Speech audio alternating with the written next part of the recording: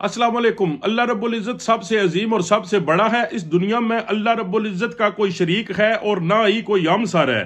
अल्लाह रब्बुल इज़्ज़त की कौन दुश्मनी कर सकता है, क्योंकि अल्लाह रब्बुल इज़्ज़त हर एक चीज पर कादिर है।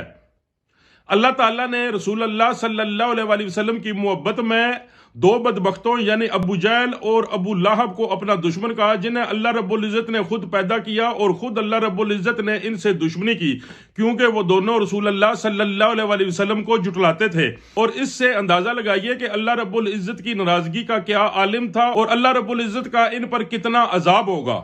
आज मैं जिस शख्स को आपके सामने डिस्कस करने लगा हूं, वो शख्स तारीख इस्लाम में अबू जहल के नाम से मशहूर है। ये अबू जहल रसूल अल्लाह सल्लल्लाहु अलैहि वसल्लम के खानदान से था और कुरैश का एक इंतहाई इंपॉर्टेंट शख्स था। इसका असली नाम उमर बिन अशाम था और कुरैश फखर से इसे अबू अल हुकुम कहते थे। अल्लाह रब्बुल इज़्ज़त ने अबू जहल की कब्र को निशाने इबरत बना दिया।